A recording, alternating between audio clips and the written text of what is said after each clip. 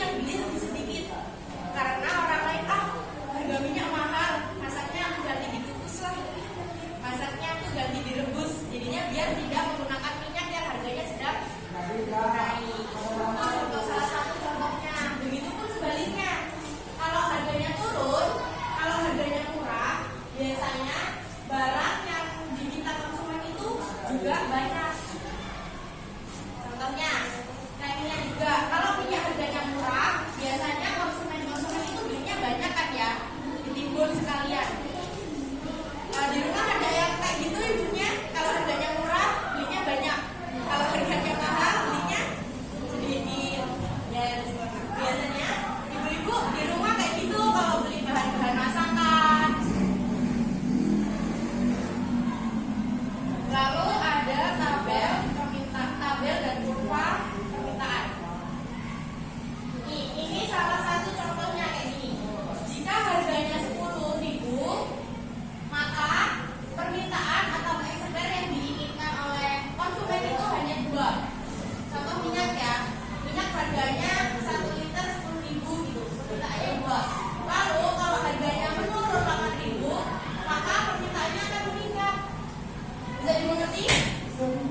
Lalu kalau harganya turun lagi jadi 10.000, permintaannya juga akan meningkat.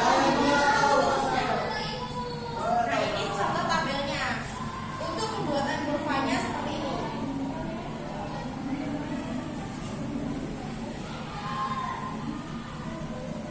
Jadi kayak gini ya. Kalau harganya 10.000, maka jumlah barang yang diminta itu sedikit. Lalu kalau harganya turun, jumlah barang yang diminta itu akan terus naik. Mau ditulis dulu?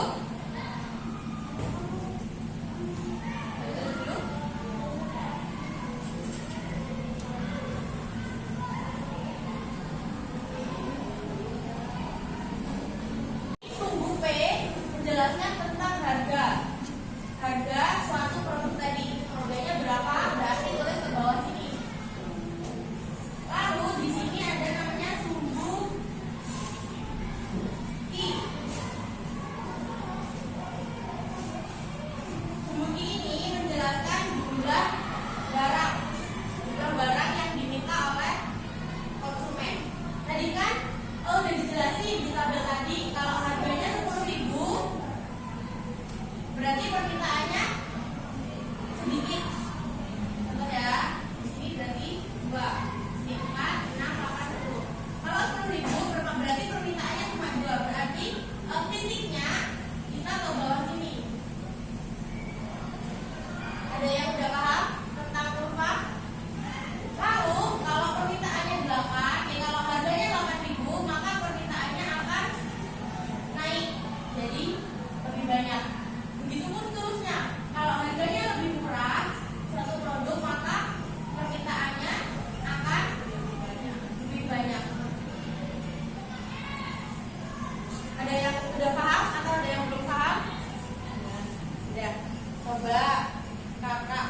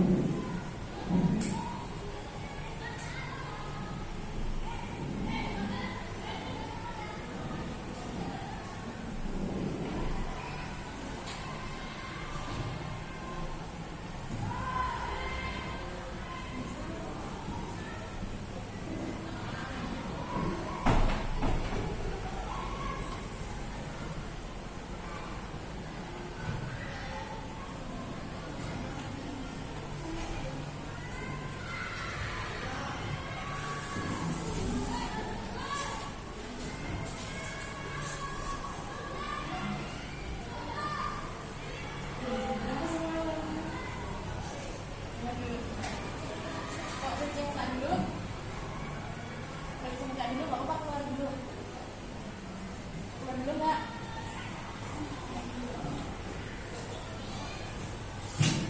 Coba dijelasin seperti-sepertinya.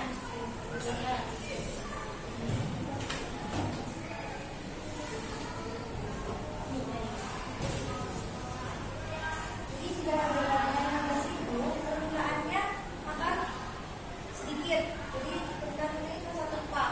Kalau 15.000 permintaannya akan naik jadi 2 pak. Kalau 13.000 jadi 3 pack, 12.000 jadi 4 pack, 11.000 jadi 6 pack. Jadi kalau harganya semakin menurun, maka permintaannya akan naik. Hasil yang ditepuk tangan dulu dong. Yang lain udah paham? Ada yang belum paham? Yang belakang udah paham? Kita kurva? Benar. Kalau harga barang substitusi ada yang tahu nggak barang apa? Barang substitusi yaitu barang pengganti.